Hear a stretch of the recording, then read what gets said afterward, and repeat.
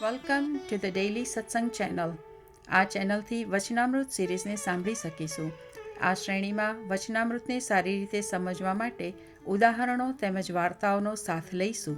આ શ્રેણીમાં સમગ્ર વચનામૃતને આવરી લઈશું, તો કૃપા કરી ચેનલને સબસ્ક્રાઈબ કરો અને નવા વિડીયોની સૂચના મેળવવા માટે બેલ આઇકોન પર ક્લિક જરૂરથી કરજો. વચનામૃત બીજું, 3 પ્રકારના વૈરાગ્યનું. એક વાત કરું ને તો તમે બધા અકરાતા નહીં હો, અને ખાસ કરીને તો મમ્મી, તમે તો બિલકુલ અકરાશો નહીં. પણ આજની વાત જ એવી છે કે જો મને અને મારા મમ્મીને, અમને બંને જણને સાથે ઊભા રાખ્યા હોય ને તો ડિફરન્સ ખબર પડી જાય. કેવી રીતના? ઉંમર તો બરાબર છે, એ તો નોર્મલ આપણું થઈ ગયું, રાઈટ. પણ મારા મમ્મીની ટેવ કેવી છે કે એકદમ કાનમાં બુટ્ટી હોવી જોઈએ, કપાળમાં મોટો ચાંદલો હોવો જોઈએ, ગળામાં હારના લટકણિયા હોવા જોઈએ, હાથમાં બંગડી અને પર્સ અને પાછી સાડી, અને આમ વ્યવસ્થિત આમ સાડી હોય. અને જ્યારે મને જોઈ હોય ને ત્યારે એમ થાય કે અરર કશું જ ના મળે. ના હાથમાં બંગડી મળે, ના બુટ્ટી, જે એક પહેરી રાખી હોય ને એની એ જ બુટ્ટી મળે તમને જોવાની. ના ગળામાં કોઈ દિવસ મળે, ના ક્યાંય કશું નહીં. ઓલરાઈટ છે, કપડાં પહેરેલા છે, શરીર ઢંકાયેલું છે એવું લાગે. તો આવું છે અમારા બંનેનું. એટલે ઘણી વખત લોકો આમને શું કહે ખબર છે? આવી મોટી વૈરાગણી. અલા, આ વૈરાગ્ય નથી ભાઈ, આ મારી સાદઈ છે. પણ ઘણાને કેવું થાય, ઘણાને સાદગી ગમતી હોય, ઘણાને આવું બધું ટાપટીપ તૈયાર થવું ગમતું હોય. પણ એ પર્સનલ બધાની ચોઈસ છે. પણ એથી કંઈ આપણે વૈરાગ્ય નથી આવી જતો. વૈરાગ્ય કેવી રીતના આવવો જોઈએ અને વૈરાગ્ય આપણને કોને કહીશું અને શું કહીશું, એ આપણે આજના વચનામૃતથી સાંભળીશું. સંવંત 1876ના માગસર સુધી પંચમીને દિવસ શ્રીજી મહારાજ શ્રી ગઢડામધ્યે દાદા ખાચરના દરબારમાં રાત્રિને સમયે વિરાજમાન હતા અને સર્વ શ્વેત વસ્ત્ર ધારણ કર્યા હતા અને પોતાના મુખારવિંદની આગળ સાધુ તથા દેશ દેશના હરિભક્તની સભા ભરાઈને બેઠી હતી. પછી માયારામ ભટ્ટે શ્રીજી મહારાજ પ્રત્યે પ્રશ્ન પૂછ્યો છે, હે મહારાજ, ઉત્તમ, મધ્યમ અને કનિષ્ઠ એ 3 પ્રકારનો જે વૈરાગ્ય, તેના શા લક્ષણ છે તે કહો. જોયું, આપણે તો બધા વૈરાગીને કેવી ડેફિનેશન આપી દીધી હતી કે ભાઈ જે સાદગીથી રહે ને એને આપણે વૈરાગ્ય કહેતા. બીજું છે ને, ખાસ કરીને જ્યારે ચતુર્માસ આવે ને ત્યારે સ્વામિનારાયણવાળા બધા શું હોય, એમને નિયમ કયો આપેલો હોય કે રીંગણ નહીં ખાવાના. તો મારા દીકરા દીકરી શું કરે ખબર છે કે મમ્મી, અમારે તો વૈરાગ્ય છે રીંગણ નહીં ખાવાનો, અમારે તો આનો વૈરાગ્ય. અલા, પણ આ વૈરાગ્ય ના કહેવાય, તો ખાલી ચતુર્માસનો નિયમ. પણ એમને છે ને રીંગણ ભાવતા જ ના હોય, એટલે કે રીંગણનો વૈરાગ નથી આવી ગયેલો. આપણને અહીંયા મહારાજે બતાડે છે વાત કે 3 પ્રકારનો વૈરાગ્ય, ઉત્તમ, મધ્યમ અને કનિષ્ઠ, એ 3 પ્રકારનો વૈરાગ્ય છે. ત્યારે શ્રીજી મહારાજ બોલ્યા છે, ઉત્તમ વૈરાગ્ય જેને હોય તે પરમેશ્વરની આજ્ઞાએ કરીને અથવા પોતાના પ્રારબ્ધ કર્મ વશે કરીને વ્યવહારમાં રહે, પણ તે વ્યવહારમાં જનક રાજાની પેઠે લોપાય નહીં. કેટલું સરસ ઉત્તમ વૈરાગ્યની વાત. જનક રાજાની વાત તો આપણને બધાને કદાચ ખબર હશે, અને નહીં ખબર હોય તો આજે આપણે સાંભળી લઈશું ફરી વખત, તાજું પાછું યાદ કરી લઈએ કે જનક રાજાને ત્યાં આગળ એમના દરબારની અંદર દરરોજે સવારે પેલી સભા થતી, કથા થતી. તો એ કથાની અંદર બધા વૈરાગી બાવાઓ આવીને બેઠા. પણ એક દિવસે જનક રાજાને મોડું થયું જવાનું. તો 9 યોગેશ્વરો જે હતા તો એમણે કહ્યું કે તમે કથા ચાલુ કરો. ત્યારે ગુરુએ એવું કહ્યું કે અત્યારે કથા નહીં થાય, હજી વાર છે. એમ કરતાં તો ખાસો ટાઈમ નીકળી ગયો. પણ પછી જ્યારે જનક રાજા આવ્યા અને પછી કથા ચાલુ કરી, એટલે પેલા 9 યોગેશ્વરોએ ગુસ્સો થયો અને કહ્યું કે કેમ જનક રાજા આવે ત્યારે જ કથા ચાલુ કરવાની? અમે બધા શું કથા નથી સાંભળતા? એટલે પછી ગુરુએ થોડુંક પેલું માયાવી જાળ કરી, કારણ કે આ તો ગુરુ, એટલે તો ગુરુ તો ચાહે કરી શકે. એટલે એમણે તો પેલી માયાવી જાળ કરી અને એમાં કેવું એમણે કર્યું કે જનક રાજાની જે આખી મિથિલા નગરી હતી ને એ નગરી આખી ભડકે બળવા માંડી. એટલે આ યોગેશ્વરોએ જોયું કે હા ભડકે બળે છે, એટલે તો બધા તાબડતોબ ઊભા થયા દોડવા માંડી પડ્યા અને દોડતા દોડતા બધું લેવા ગયા પોતાનું. હવે સાધુ હોય, સાધુની પાસે શું હોય? તો એક એમની એક તુંબડી હોય ને લંગોટી હોય ને જે કંઈ કમંડલું હોય એવું કંઈ જે કંઈ હોય, પણ એ લેવા સાધુ દોડી પડ્યા. અને પછી જ્યારે થોડી વાર થઈ, માયાવી નગરી આ તો બાળીથી, અને પછી બધું સમાઈ લીધું. અને પછી તો પેલા યોગેશ્વરોએ જોયું કે તો બધા જ્યાં સભા ભરાઈ હતી ત્યાં તો હતા જ નહીં કોઈ, બધા દોડતા દોડતા ગમે ત્યાં ભરાઈ ગયેલા હતા. પાછા જુએ છે તો જનક રાજા જે પરિસ્થિતિમાં બેઠા હતા એમને એમ બેઠા રહેલા હતા. એટલે પછી કહ્યું ગુરુએ કે જો આટલા માટે હું રાહ જોઉં છું કે મિથિલા નગરીનો રાજા જનક એ અહીંનો અહીંયા જ બેઠેલો છે. આખી મિથિલા નગરી બળી ગઈ પણ જનક અહીંયાથી ઊભા થયા નહીં. આ તો વાત બરાબર છે કે આને ઉત્તમ વૈરાગ્ય કહેવાય, પણ આનો મતલબ એવો નથી કે હું એવું કહેવા નથી માંગતી કે હું વિચારવા પણ નથી માંગતી કે આપણે પણ ઘરમાં રહેવું ને તો પેલું છે ને છોકરાઓ આવી વાત બોલે, ઘરમાં રહેવું તો મહેમાનની પેઠે રહેવું, એમ નહીં અલા. ઘરમાં રહેવું તો ઘરકામ કરવું પડે, ઘરની જવાબદારી રાખવી પડે, બધું કરવું પડે. એમાં એમ માને કે ના ભાઈ હું તો જનક રાજાની પેઠે રહું છું તો ના ચાલે, બધું સળગી જાય આપણું, કોણ ઓલવવા આવવાનું હતું? પણ એવી રીતના નહીં માનવાનું, એવી રીતના છે કે આ બધું છે એ બધું કોણ છે? કરતા હરતા કોણ છે? તો ભગવાન કરતા હરતા છે. મારે ક્યાં કરવાનું છે? હું ક્યાં કરી શકું છું કશું? એમ વાત કરી અને મહારાજ કહે છે કે ઉત્તમ વૈરાગ્ય હોય તો એમ કે પરમેશ્વરની આજ્ઞાએ કરીને પોતાના પ્રારબ્ધ કર્મને વશ કરી, પોતાના લખાયું હોય ને, આપણે નહીં બધા કહેતા લખ્યું લલાટનું ના ભૂસાય કે પ્રીતડી બાંધતા રે બંધાયના. એટલે આ એવું છે, લલાટમાં લખ્યું હોય તો એ ભૂસાય નહીં. એટલે પ્રારબ્ધ કર્મની વાત કરે છે, રાઈટ? પ્રારબ્ધ કર્મ એટલે કે આપણે પૂર્વજન્મમાં જે કંઈ કર્મો કર્યા હશે તો એને કરીને આપણે વ્યવહારમાં રહેતા હોઈએ છીએ. કારણ કે ઘણા બધાને અત્યારે એમ થાય કે મારે ક્યાં આ બધી મજૂરી કરવી, રોજ ઉઠીને જોબ ઉપર જવું ને કામ કરવું, કેટલી જફા કહીએ ને આપણે તો એ જફા આપણને કરવી ગમતી નથી હોતી. પણ આપણે બધા કરીએ છીએ, પણ જફા કરતાં કરતાં આપણે જગતમાં લોપાઈ જવાનું નથી. જ્યારે જગત મૂકવાની વાત આવે ને ત્યારે ફટ દઈને આપણે મૂકી દેવાનું, આ ચાલવા માંડ્યા આપણે એના જેવું.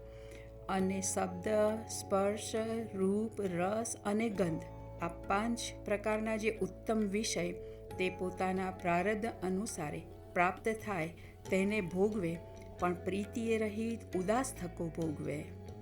શું કહે છે? શબ્દ, સ્પર્શ, રૂપ અને રસ, ગંધ, આ જે આપણી 5 ઇન્દ્રિયો છે, જે પણ આપણે કંઈ પણ બી ક્રિયા કરીએ છીએ ને તો આમ તમે જોવા જઈએ ને તો આમાં 5નો સમાવેશ થઈ જાય છે. ગમે તે આપણે બોલતા હોઈએ તો એમાં શબ્દનો ભાગ આવે છે, ક્યાંક આપણે અડી જતા હોય કે આપણે ટચ કરતા હોઈએ તો એ સ્પર્શનો ભાગ આવે છે. રૂપ પણ આપણે જોઈ લેતા હોય છે. હા, રૂપાળા જાય ને તો આમ તમારે ઠુમક ચાલતા હોય ત્યારે આમ આપણને એમ થઈ જાય, બધાની નજર જતી રહે એના ઉપર કે ભાઈ શું ચાલ્યું છે, ક્યાં ચાલ્યું છે. એટલે તો કે છે શ્રીજી મહારાજે નિયમ પણ એવી જ રીતના એટલે તો આપ્યા હતા, રાઈટ? કે સભામાં એમ કે જવું કે ગમે ત્યાં આપણે જવું, કપડાં પહેરવાના બરાબર છે પણ અંગને ઢાંકીને પહેરીને જવું, રાઈટ? કારણ કે અંગ ખુલ્લું હોય એમાં તમને કશું નથી, કોઈને નથી, પણ આ તો આંખો છે, જયા વગર તો રહેવાની જ નથી. એટલે જો બધાની આંખોને આપણે ક્યાં તાળા મારવા જવાના કે ભાઈ બધાને આપણે ચશ્મા ચડાવી દેવાના છે? નથી ચડાવવાના. એના કરતાં ભાઈ આપણે જ જો સરખા અંગ ઢાંકીને જઈશું તો કોઈને નુકસાન નહીં, આપણે નહીં ને કોઈને નુકસાન નથી, રાઈટ? એટલે આ તો એના જેવું પેલું કહે છે ને કે એક માણસ હતો તો ચાલતો હતો રસ્તામાં, તો એ ચાલતો જતો હતો તો એના પગમાં કાંકરા વાગતા હતા. તો એટલા કાંકરા વાગ્યા ને તો એ કહે છે કે માળું કહે છે ભગવાન કહે છે કેવા પ્રકારનો છે, કહે છે એને એમ નથી થતું કે આ પૃથ્વીની ઉપર જો હું ચામડું મઢી દીધું હોય તો એક કાંકરો પગમાં વાગે. અલ્યા ભાઈ, પણ એ તો તું વિચાર કર, આખી પૃથ્વી છે આટલી મોટી કે જે નજર કરીએ ને તો દેખાતી એ નથી આપણને, એટલી મોટી પૃથ્વી છે. એ પૃથ્વીને ચામડાથી મઢવી એના કરતાં તું તારા પગમાં જોડા ચડાવી દે ને. તો જો જોડા ચડાવી દઈએ તો આપણને કાંકરા વાગે નહીં. એટલે આપણને કહે છે કે ભાઈ આપણા અંગને આપણે ઢાંકીને જઈએ તો કોઈનું એમ કે આપણને ચિંતા રહે નહીં. રસ, એ તો ભાઈ હવે મહારાજે કહ્યું છે કે રસની ઇન્દ્રિય તો એટલી મોટી ઇન્દ્રિય છે કે એને જો જીતીએ ને તો આખું જગત જીતી જાય. પણ આપણને તો કેવું છે, હમણાં જ અમે લોકો ઘણી વખત રાતના ડિનર કરી લઈએ ને પછી અમારી પાસે ટાઈમ હોય તો અમે બધા બેઠા હોઈએ, એટલે હું મારો દીકરો ને દીકરાની વહુને અમે બેઠા હોઈએ તો પેલું બ્રિટિશ બેકિંગ શો આવે છે, તો એ શો અમને જોવાનો બહુ ગમે. હવે શો છે ને એમાં એવું છે કે ભાઈ બધું સ્વીટ બનાવતા હોય એ લોકો, રાઈટ, કેક બનાવતા હોય ને કૂકીઝ ને બધું ચાલતું હોય, એટલે સ્વાભાવિક છે કે સ્વીટ જોઈ અને પેલું ડિનર ખાઈ લીધું એટલે આમ તરત યાદ આવે.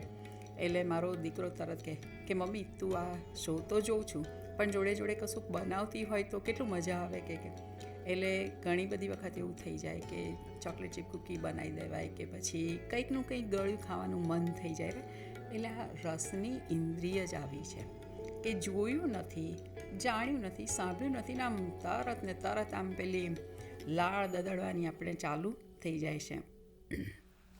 ગંધ પણ એવી છે, ગંધના લીધે તો પેલો અજામેલ હતો, રાઈટ, કેટલો મોટો બ્રાહ્મણ હતો અને એના બાપે ને એવો સરસ એને તૈયાર કર્યો હતો, જેમ આપણે અત્યારે પણ લાઈક પર્સનલી આમ આપણે જોઈએ ને તો આપણા ઘરમાં કેવું હોય, અત્યારના જે નવા યુવક યુવતીઓ જે બધા છે ને, યુવાનો અત્યારના, એ લોકો આમ પેલા કોન્શિયસ રહેતા હોય. એ લોકો શું કહે ખબર છે, તમે છે ને અમારા દીકરા દીકરીઓને બગાડશો નહીં, એ લોકોને ટીવી નહીં જોવાનો, એમના દેખતા આપણે તો નહીં જોવાનું પણ છોકરાઓને પણ ટીવી ના જોવા દે. કેમ? તો કહેશે કે ભાઈ ટીવીના લીધે એ લોકોના મગજ ઉપર ખોટી અસર પડે છે. વાત બરાબર છે, નાનું છોકરું છે એટલે પછી કે ટીવીની જીદ કરે છે, મોટા થઈને પણ પછી કહેશે ટીવી કર્યા રાખે છે, રાઈટ. એટલે આ કેવું છે કે એક આપણને એની આડ અસર પડી જાય છે, એટલા માટે આપણને ના પાડતા હોય છે, ના કહેતા હોય છે. તો અજામેલને પણ એના બાપે છે ને એટલો એવી રીતના એને રાખ્યો હતો કે એને બહારની હવા નથી લાગવા દીધી. પણ એક દિવસે અજામેલ જ્યારે જતો હતો રસ્તામાં અને ત્યાં આગળ એના પગ આગળ એક ફૂલ પડેલું જોયું, ચાલતો હતો ને જ ફૂલ ત્યાં આગળ પડ્યું, એટલે સ્વાભાવિકપણે એણે ઉપાડ્યું. હવે એ તો જગતથી અલિપ્ત હતો, એને તો કાંઈ ખબર જ નથી. તો એણે જે ફૂલ ઉપાડ્યું ને પછી જેમ આમ નીચેથી તમે ઉપાડીને આમ તમે ઉપર આમ હાથમાં તમે સહેજ ઊંચું લઈ આવો તો એ ફૂલની સુગંધી આવવા માંડી. એટલે એને આમ થયું કે મારું ખરું હાથમાં કંઈક આવ્યું ને એટલે આ સુગંધી આવે છે. એટલે એણે ફૂલ લીધું ને આમ થોડુંક વધારે નાક સુધીને લઈ ગયો અને એને એટલી સરસ સુગંધી એ ફૂલમાંથી આવવા માંડી કે એના મનની વૃત્તિઓ એ ફૂલમાં ખેંચાવા માંડી. અને પછી એણે આજુબાજુ જોયું તો ત્યાં જે બૈરી હતી બેઠેલી એ અને એની સાથે એક પુરુષ બેઠેલો હતો. બંને જણા પોતાના આલિંગનમાં હતા અને એણે આ જોયું એટલે એને પછી થયું કે આ જે બૈરીનો જે માથાનો અંબોડો છે એમાં એવા બીજા ફૂલ હતા. એટલે અજામેલે વિચાર કર્યો કે આ બૈરીનું જ ફૂલ હોવું જોઈએ. એટલે એણે એ બૈરીને થપાડી અને ફૂલ આપ્યું એને કે આ ફૂલ તારું છે એમ કે. અને એમાંથી એણે જે બૈરીનું મોઢું જોયું અને એને પૈણવાનું એટલે એને એ વખત તો પૈણવાનું શું એવો વિચાર પણ નહોતો, પણ એને એની જોડેનું રહેવાનું એને મન થઈ ગયું. અને પછી બૈરીએ એની જોડે રહેવા માંડી અને પછી તો એ બંને જણે લગ્ન કર્યા, છોકરાઓ થઈ ગયા. તો જો આ કેવું છે, ગંધ કેટલો મોટો પ્રકાર થઈ ગયો ગંધનો, રાઈટ. ખાલી એક અંબોડાનું ફૂલ સૂંઘ્યું એમાં ક્યાંથી ક્યાં ગયું. આપણને બધાને આવું બધું થતું જ હશે. શિયાળામાં છે ને અહીંયા અમેરિકાના લોકો ઇન્ડિયા બહુ જતા હોય, અમેરિકાના એકલાના જ નહીં પણ લાઈક પરદેશમાં જે આપણે બધા રહેતા હોઈએ ને તો ઇન્ડિયા વિન્ટરમાં આપણે બહુ જતા હોઈએ.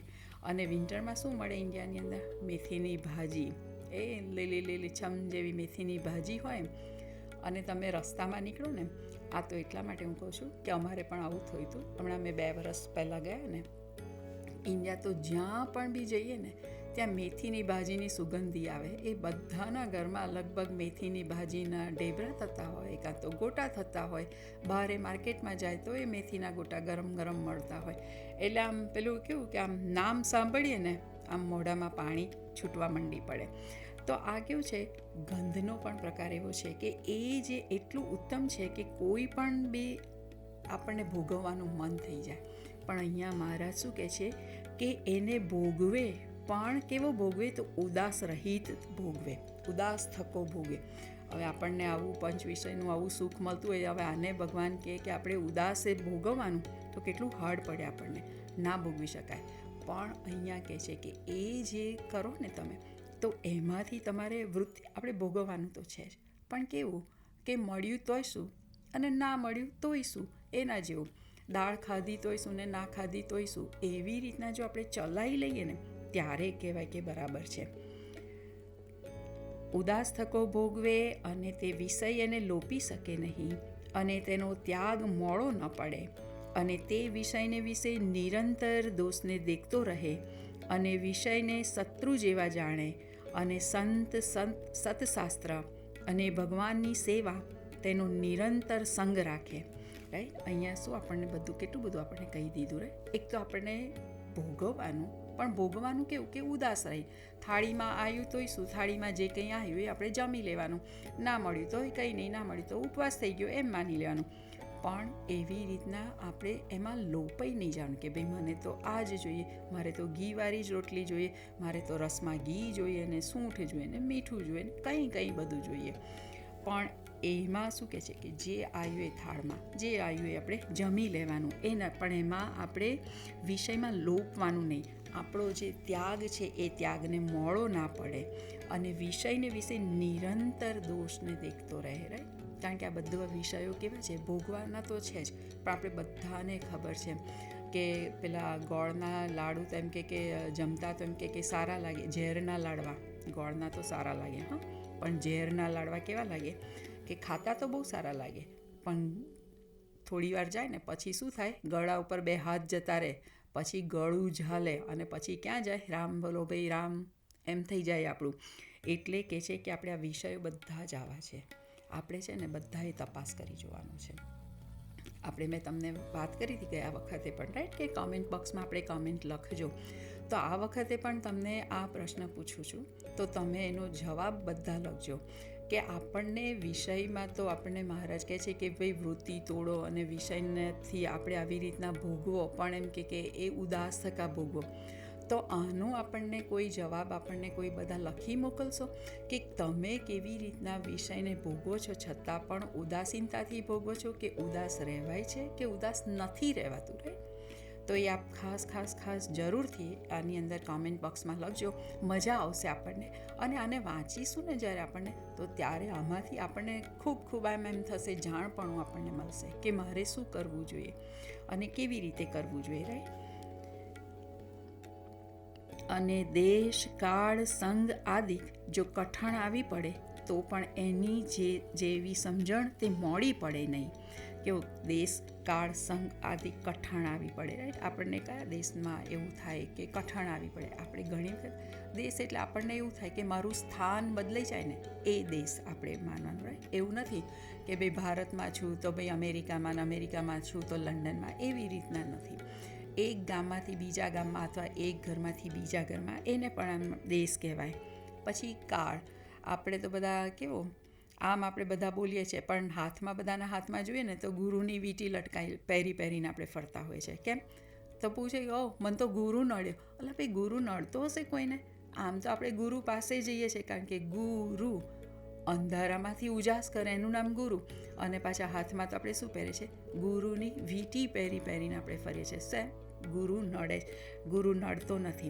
કોઈ કાળ આપણને નડતો નથી. કાળ કયો નડે છે કે જે આપણને ભગવાન ભજવામાં જે આડું થઈ જતું હોય એને આપણે કાળ કહીએ. પણ આપણે તો બધા પેલું ખાસ આમ આપણે યાદ કરીએ ને તો પેલા ચોઘડિયા બધા પહેલાંના જમાનામાં તો જોતા હતા, હજી ઘણા જુએ છે, પણ પરદેશમાં તો બધાને ખબર નથી પડતી કે ચોઘડિયા કયા ચાલે છે ને શું ચાલે છે ને કેવી રીતનું ચાલે છે.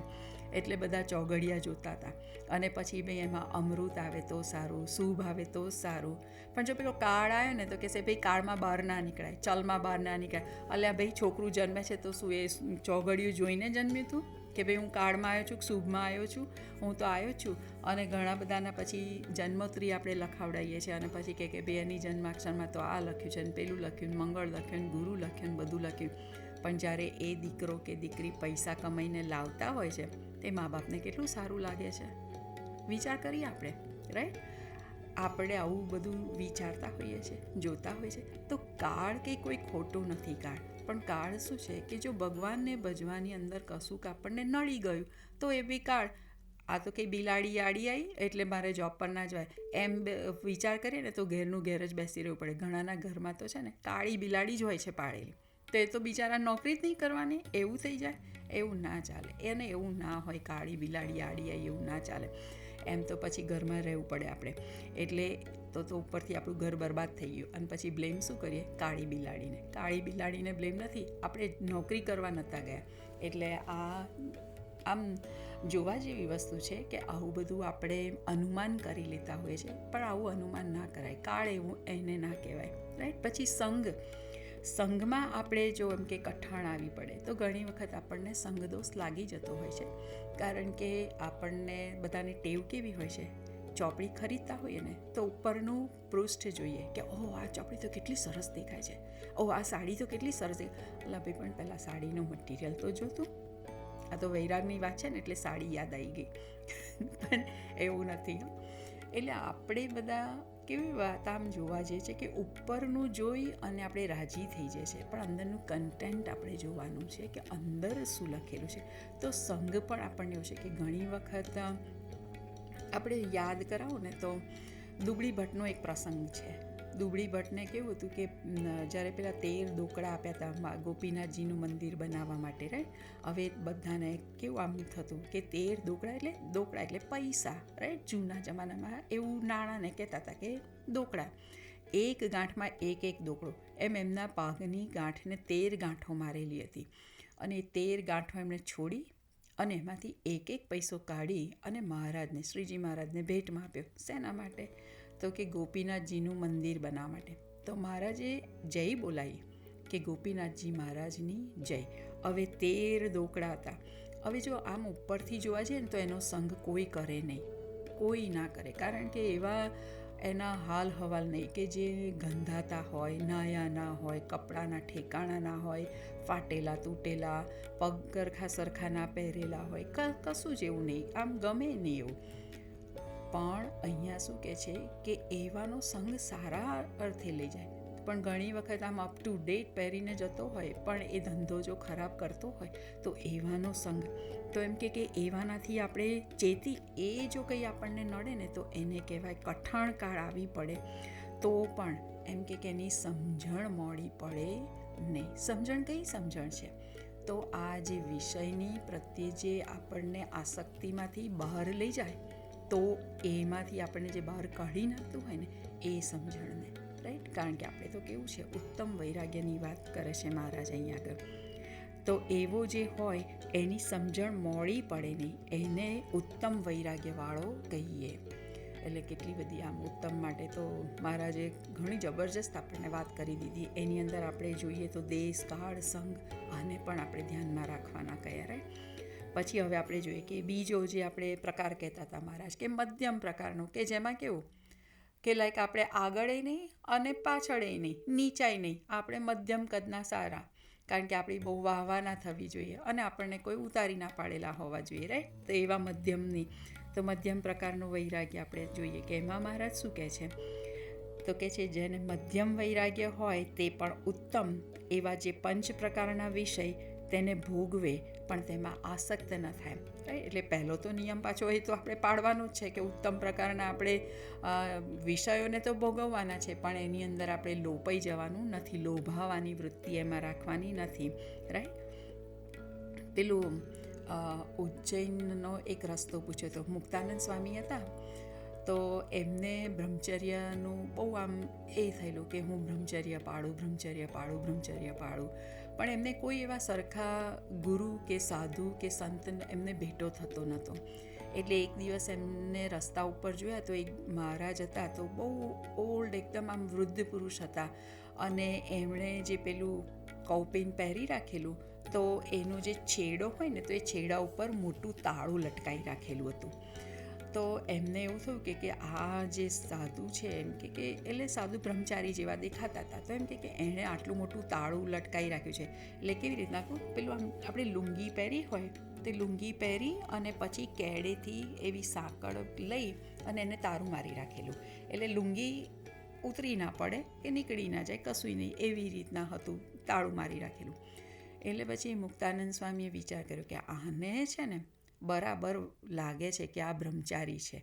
એટલે પૂછ્યું કે મને એમ કે તમે બ્રહ્મચારી છો તો મને બ્રહ્મચારીનું આમ કે મને રીત બતાડો ને કે મારે કેવી રીતના બ્રહ્મચર્ય વ્રત પાળવું જોઈએ.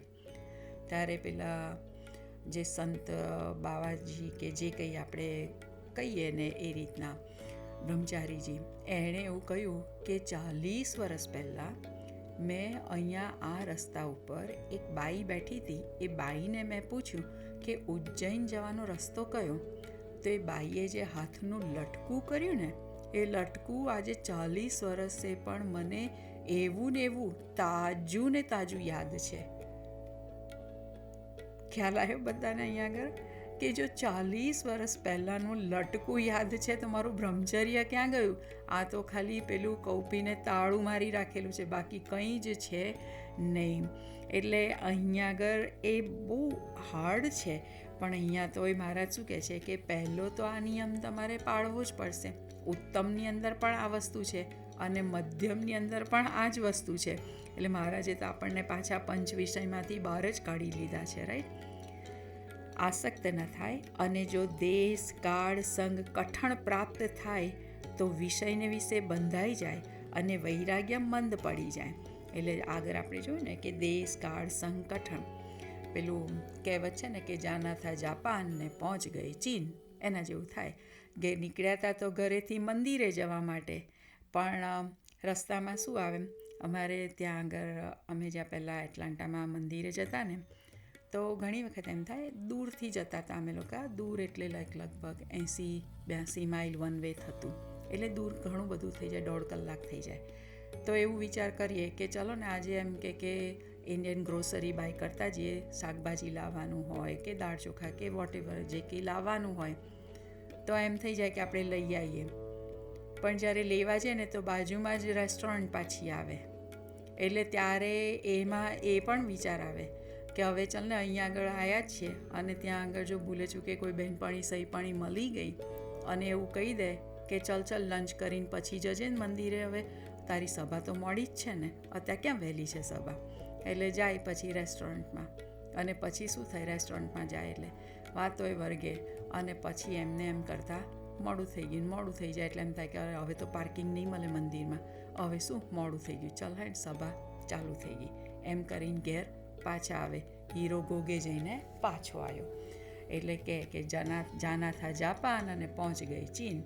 એટલે જો આવું કદાચ થઈ જાય તો વિષયમાં બંધાઈ જાય અને વૈરાગ પણ મંદ પડી જાય. એટલે આ તો એક વીકે આવું થયું, પણ જો આવું વારે ઘડીએ થાય ને તો પછી આપણને થઈ જ જાય કે હવે મંદિરે શું કામ જવાની જરૂર છે, હવે ઘરે બેસીને નહીં સભા ભરી લેવાય, ઘરે બેસીને નહીં વાંચી લઈએ આપણે, શાસ્ત્રમાંથી તો વાંચી જ લેવાનું છે. હવે બધા મંદિરમાં કથા શેમાંથી કરવાના છે, બુકો વાંચીને જ કરવાના છે ને, તો આપણે ચોપડી વાંચી લઈશું, આપણી સભા ભરાઈ ગઈ એમ માનીએ. પણ કહે છે કે એવું કરતાં આપણે શું થાય, પછી મંદિરે જતા પગ અટકી પડે આપણા. તો એને અહીંયા આગળ મહારાજ કહે છે કે મધ્યમ વૈરાગ્યવાળો જાણવો. અને હવે ત્રીજો પ્રકાર કહે છે, એટલે જો પહેલાંની અંદર શું કહ્યું કે આવું કશું હોય ને તો પણ એમાંથી આપણે એની અંદર લોભાઈ જઈએ નહીં, રાઈટ? આપણે અને બીજામાં કહે છે કે આપણે લોભાઈ જઈએ છીએ આ જે સંઘ છે, દેશ છે, કાળ છે એની અંદર.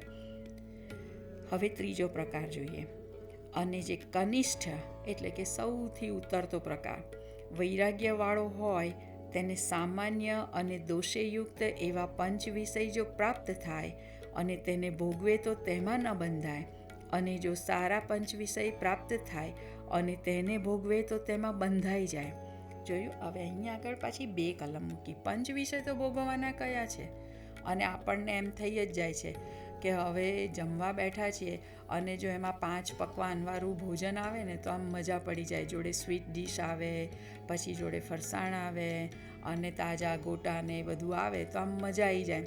પણ હવે પછી ખાલી દાળ ભાત શાક રોટલી મૂકી દીધા હોય તો હવે એમાં તો આપણને શું થઈ જાય, અને એમાંય જો શાક કારેલાનું આવી ગયું તો પતી ગયું, અને એમાંય રીંગણનો ઓરો મૂકી દીધો તો ખલાસ.